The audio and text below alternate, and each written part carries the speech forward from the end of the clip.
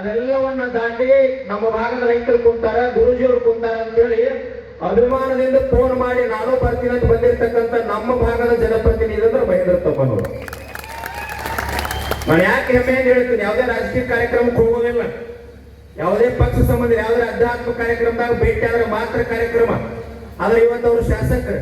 ನಾ ಯಾಕೆ ಬಂದೀನಿ ಅಂತಂದ್ರ ಬುದ್ಧಿ 50,000 ರೂಪಾಯಿ ತಂದಲ್ಲಿ ಕೊಟ್ಟು ನಮ್ಮ ಜೊತೆ ಟ್ರ್ಯಾಕ್ಟರ್ ಡಬ್ಬ್ಯಾಗ ಮಳ್ಯಾಗ ಕುಂತರು, 2 ದಿನ ಬಂದ್ರು. ಮತ್ತೆ ಶಿವಾನಂದ ಪಾಟೀಲ್ ಬಂದಾಗ ಬಂದ್ರು.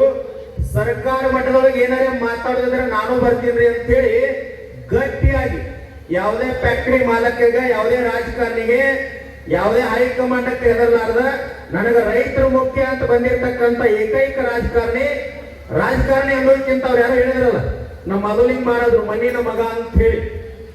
ನಿಮಗೆ ಒಂದು ಹೇಳ್ತೀನಿ, ಮಣ್ಣಿನ ಮಗ ಅನ್ನೋದಕ್ಕಿಂತ ನಮ್ಮೆಲ್ಲರ ಮಧ್ಯೆ ಇರತಕ್ಕಂಥ ಸಾಮಾನ್ಯ ರೈತನ ಮಗನಾಗಿ ರೈತರ ಜೊತೆ ಯಾವ ರೀತಿ ಇರಬೇಕಂತದನ್ನ ಈ ಭಾಗದ ರಾಜಕಾರಣಿಗಳನ್ನ ನೋಡಿ ಕಲಿಬೇಕು. ನನಗೊಂದು ಮಾತು, ಅವರು ಶಾಸಕರಾದ ಕೆಲವು ಜನ ಮಾತಾಡ್ತಾ ಇದ್ರು, ಸಾಹೇಬ್ರ ನಿಮ್ ಬಗ್ಗೆ ತಮ್ಮಣ್ಣವ್ರು ಸಾಹೇಬರಾದ್ರೆ ಕುರ್ಚಿ ಮತಕ್ಷೇತ್ರದಲ್ಲಿ ಏನೇನು ಆಗ್ತದೆ ಏನೇನು ಆಗಿಲ್ಲ. ಕರ್ನಾಟಕದೊಳಗೆ ಶಾಂತಿ ಪ್ರಿಯ ಮತಕ್ಷೇತ್ರ ಯಾವ್ದಾರ ಇದ್ರೆ ಅದು ಕುರ್ಚಿ ಮತಕ್ಷೇತ್ರ. ಸತ್ಯವನ್ನು ಮಾತಾಡಬೇಕು. ಯಾವುದೇ ಪಕ್ಷ ಇರಲಿ, ಧರ್ಮ ಜಾತಿ ಯಾವುದು ಸಂಬಂಧ ಇಲ್ಲ. ಜನರಿಗಾಗಿ ಸೇವೆ ಮಾಡಬೇಕು, ಜನರಿಗಾಗಿ ಕೆಲಸ ಮಾಡಬೇಕು. ಇವತ್ತು ಸಾಮಾನ್ಯ ವ್ಯಕ್ತಿ ಹೋದ್ರು ಸಹಿತ ನನ್ನೊಂದು ಗ್ರಂಥಾಲಯ ಐತಿ, ಮನೆ ಐತಿ, ಅವ್ರ ಪರಿಚಯ ಇವ್ರ ಪರಿಚಯ ಯಾವುದೂ ಸಂಬಂಧ ಇಲ್ಲ. ನಾವು ಬಹಳ ಜನ ರೈತರನ್ನು ಕಳಿಸ್ಕೊಟ್ಟಿರ್ತೀವಿ. ಯಾವುದೇ ಕೆಲಸಕ್ಕೆ ಫೋನ್ ಹಚ್ಚಿದ್ರೆ ಸಹಜವಾಗಿ ಸ್ಪಂದನೆ ಮಾಡ್ತಕ್ಕಂಥದ್ದು. ಇದು ಇನ್ನೂ ಒಂದು ನೇರ ಮಾತು ಹೇಳ್ತೀನಿ, ದೇವರು ಕೊಂಡ ಅಜ್ಜನ ನೆಲದೊಳಗ ಮುಗುಲು ಕೊಡೋದು ಎಲ್ಲಾ ನಿಮಗೆ ಇರ್ತಕ್ಕಂಥ ಈ ಪುಣ್ಯ ಭೂಮಿ ಒಳಗ ಅಹಂಕಾರದಲ್ಲಿ ಬೆಳೆದವರು ಬಹಳ ಜನ ಮಣ್ಣಾಗಿ ಹೋಗ್ಯಾರ.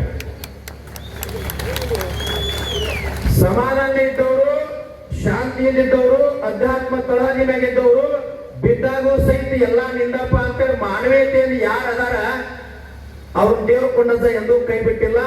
ಇವತ್ತು ನೀವೆಲ್ಲ ಇಲ್ಲಿ ಕೂಡಿರಲ್ಲ, ಇದು ಶಾಸಕರ ತಾಕತ್ತು, ಭಕ್ತಿ ತಾಕತ್ತು ಅನ್ಲಿಕ್ಕೆ ಇದ ಸಾಕ್ಷಿ ಅದ. ನಾ ಏನ್ ಬಹಳ ವಿಷಯ ಹೇಳಂಗಿಲ್ಲ, ಒಂದು ಮಾತನ್ನ ತಮಗೆ ಹೇಳ್ತೀವಿ. ದೇವರು ಕೊಂಡ ಜನ ಪುಣ್ಯ ಭೂಮಿ ಅದ. ಬಹಳ ಜನ ಕಾಲಜ್ಞಾನ ಹೇಳೋಗ್ಯಾರ. ಅಮರೇಶ್ವರ ಮಹಾರಾಜರ ಪಾದಕ್ಕೆ ಬಿದ್ದ ನಾವೊಂದು ಏನು ವಿನಂತಿ ಮಾಡ್ಕೊಳ್ತೀನಿ ಅಂದ್ರೆ, 1947 ಈ ದೇಶಕ್ಕೆ ಸ್ವಾತಂತ್ರ್ಯ ಸಿಕ್ಕದಂತ ಬಹಳ ಜನ ತಲೆ ಒಳಗದ. ಆ ಎಲ್ಲ ಬ್ರಿಟಿಷರೆಲ್ಲ ಹೋಗ್ಯಾರಂತ ನಮ್ಮ ತಲೆ ಒಳಗದ. ಬುದ್ಧಿ ನಮ್ಮಲ್ಲಿನ ಬಹಳ ಜನ ಬ್ರಿಟಿಷರ್ ಅದಾರ, ಅವ್ರು ಹೊರಗೆ ಹಾಕ್ಬೇಕಾಗಿದೆ. ಈ ನಾಡಿಗಾಗಿ ಚೆನ್ನಮ್ಮನ ಸಂಸ್ಥಾನವನ್ನ ಸ್ವತಂತ್ರ ಮಾಡುವ ಸಲುವಾಗಿ ಗಟ್ಟಿಯಾಗಿ ಕೆಚ್ಚೆದೆಯಿಂದ ಹೋರಾಡಿರ್ತಕ್ಕಂಥ ನಮ್ಮೆಲ್ಲರ ಆರಾಧ್ಯ ಹೋರಾಟಗಾರರಾಗಿರ್ತಕ್ಕಂಥ ಸಂಗೊಳ್ಳಿ ರಾಯಣ್ಣನ ಹಿಡಿದುಕೊಟ್ಟಿರ್ತಕ್ಕಂಥ ಒಂದು ಮನೆತನಕ್ಕ 11,000 ಎಕರೆ ಭೂಮಿಯನ್ನು ಬ್ರಿಟಿಷರು ಕೊಟ್ಟಾರ. ಅಂತದೆಲ್ಲ ಇನ್ನ ಕಸ್ಕೋಬೇಕಾಗಿದೆ. ಹೆಂಗಿದು ಬುದ್ಧಿ? ಇವರೆಲ್ಲ 11,000 ಎಕರೆ ರಾಯಣ್ಣನ ಹಿಡಿದುಕೊಟ್ಟದಕ್ಕ ಈ ಭೂಮಿ ಕೊಟ್ಟಾರ. ಆ ಭೂಮಿ ಕಸ್ಕೋಬೇಕಾಗಿದೆ. ಯಾರಿಗೆ ಕೊಡ್ಬೇಕಾಗಿದೆ ಕಸ್ಕೊಂಡ ಭೂಮಿ ಅಂತಂದ್ರ ದೀನ ದಲಿತರಿಗೆ ಕೊಡ್ಬೇಕಾಗ್ಯದ, ಕಾರ್ಮಿಕರಿಗೆ ಕೊಡ್ಬೇಕಾಗ್ಯದ, ಬಿದ್ದವ್ರಿಗೆ ಕೊಡ್ಬೇಕಾಗ್ಯದ, ನಿವೃತ್ತ ಸೈನಿಕರಿಗೆ ನಾವೆಲ್ಲ ಕೊಡಬೇಕಾಗ್ಯದ. ಇವತ್ತು ಗುರ್ಲಾಪುರದೊಳಗೆ ನಿಮ್ಮೊಂದು ಸಾಮಾನ್ಯ ಮಾತು ಹೇಳ್ತೀನಿ, ಕಬ್ಬಿನ ಹೋರಾಟ ಇಷ್ಟೆಲ್ಲ ಮಹಾತ್ಮರು ಬಂದಲ್ಲಿ ಬೀದಿ ಮೇಲೆ ಕುಂತರು. ಅವ್ರ ಮಠಕ್ಕೆ ಯಾವುದೋ ಒಂದು ಗಲಿ ಕಬ್ಬಿಲ್ಲ, ಯಾರಿಗೂ ₹1 ಲಾಭ ಇಲ್ಲ. ಯಾರಿಗಾಗಿ ಕುಂತಿದ್ರಂದ್ರ ಕರ್ನಾಟಕದ ಪ್ರತಿಯೊಂದು ಜಿಲ್ಲೆಯ, ಪ್ರತಿಯೊಂದು ಹಳ್ಳಿಯ, ಪ್ರತಿಯೊಬ್ಬ ರೈತನ ಸಲುವಾಗಿ ಅವ್ರು ಕುಂತಿದ್ರು. ಫ್ಯಾಕ್ಟರಿ ಮಾಲಕರು ಏನು ಮಾತಾಡ್ತಿದ್ರು ಅಂದ್ರೆ, ಯಾರು ಏನು ಕುಂತರು ₹10 ಕೊಡುದಿಲ್ಲ ಅಂತ ಹೇಳ್ತಿದ್ರು.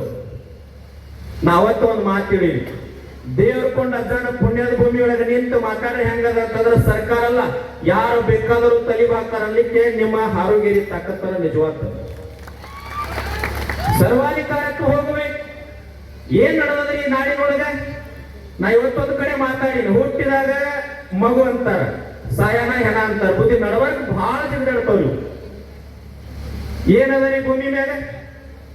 ನಾಳೆ ಸತ್ರ ಮಣ್ಣಾಗ ಹೂಳುವಾಗ ಬಹಳ ಗಟ್ಟಿದ್ರೆ ಶರೀರ ಕೊಡಂಗಿಲ್ಲ, ಸೋರಂಗಿಲ್ಲ ಅಂತ ಕಟ್ ಮಾಡ್ತಾರ.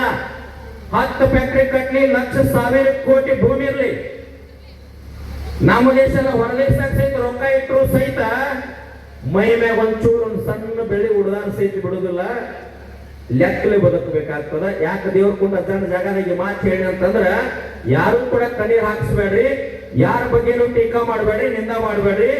ಏನ್ ಹಿಂದ 4 ವರ್ಷ 2-3 ವರ್ಷದಿಂದ ಏನ್ ಟೀಕಾ ಮಾಡ್ತಿದಾರ ಅದೆಲ್ಲ ಟೀಕಾ ಸುಳ್ಳು ಐತನ್ಲಿಕ್ಕೆ ಒಂದು ಹಾರುಗೇರಿ ಪುಣ್ಯಭೂಮಿ ಒಳಗ ಮಹೇಂದ್ರ ತಮ್ಮನವ್ರ ಬದುಕಿನ ಗತಿನ ಸಾಕ್ಷಿ ಅಂತ ನನಗನ್ನಿಸ್ತದ.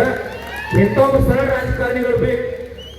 ಯಾವ ಪಕ್ಷ ಎಲ್ಲವನ್ನ ಬಿಟ್ಟು ಗುರ್ಲಾಪುರ ಹೋರಾಟದೊಳಗಾಗಿರ್ಲಿ, ಸಾಮಾನ್ಯ ಹೋರಾಟ ಸಾಮಾನ್ಯ ವ್ಯಕ್ತಿ ನೆಲದ ಮೇಲೆ ಕುಂತು ರೈತರ ಸಲುವಾಗಿ ಕೊಡುವಂತ ವ್ಯಕ್ತಿ ಬೇಕು.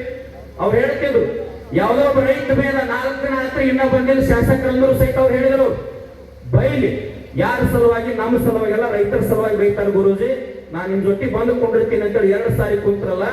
ಇಂಥ ಶಾಸಕರು ನಮ್ಮ ನಾಡಿ ಅವಶ್ಯಕತೆ ಅದ. ಪಕ್ಷಾತೀತವಾಗಿ ಜಾತ್ಯತೀತವಾಗಿ ಒಂದು ಮಾತನ್ನ ಹೇಳಿ ನನ್ನ ಮಾತು ಮುಗಿಸ್ತೀನಿ. ನಮ್ಮ ಬದುಕು ಹೆಂಗಿರ್ಬೇಕಂದ್ರೆ ಡಾಕ್ಟರ್ BR ಅಂಬೇಡ್ಕರ್ ಅಂತ ಹೇಳಿ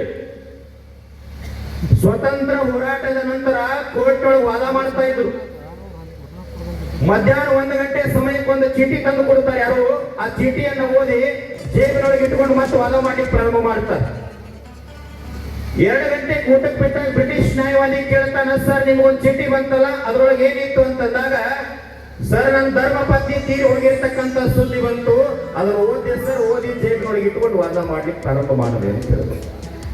ಅವಾಗ ಬ್ರಿಟಿಷ್ ನ್ಯಾಯವಾದಿ ಹೇಳ್ತಾನ, ಸರ್ ನನ್ನ ಧರ್ಮ ಪತ್ನಿ ತೀರಿ ಹೋಗಿರ್ತಕ್ಕಂಥ ಸುದ್ದಿ ಬಂದಿದ್ರ ನಾನು ಕೋರ್ಟ್ ಬಿಟ್ಟು ಮನೆಗೆ ಹೋಗ್ತಾ ಇದ್ದೆ, ನೀವ್ಯಾಕೆ ವಾದ ಮಾಡ್ತಾ ಇದ್ದೀರಿ ಅಂತಂದಾಗ ಡಾಕ್ಟರ್ BR ಅಂಬೇಡ್ಕರ್ ಹೇಳ್ತಾರ, ನನ್ನ ಧರ್ಮ ಪತ್ನಿ ತೀರಿ ಹೋಗ್ಯಾಳ ಸರ್, ಮನೆಗೆ ಹೋದ್ರೆ ವಾಪಸ್ ಜೀವಂತಾಗಿ ಬರುವುದಿಲ್ಲ, ಆದ್ರೆ ನಾನು ಯಾಕೆ ಹೋಗ್ಲಿಲ್ಲ ವಾದ ಮಾಡ್ತಾ ಇದ್ದೀನಿ ಅಂದ್ರೆ, ಸ್ವತಂತ್ರ ಹೋರಾಟದಲ್ಲಿ ಗಟ್ಟಿಯಾಗಿ ಹೋರಾಟ ಮಾಡಿರ್ತಕ್ಕಂಥ 47 ಜನ ಹೋರಾಟಗಾರರು ಕಟಕಟಿ ಒಳಗೆ ನಿಂತಾರ, ನಾನು ವಾದ ಮಾಡೋದು ಬಿಟ್ಟರೆ ಗಡಿ ಹೋಗ್ತಾರೆ ಸರ್, ಅದರ ಸಂಬಂಧ ವಾದ ಮಾಡ್ತಾ ಇದ್ದೀನಿ ಅಂತ ಹೇಳಿ.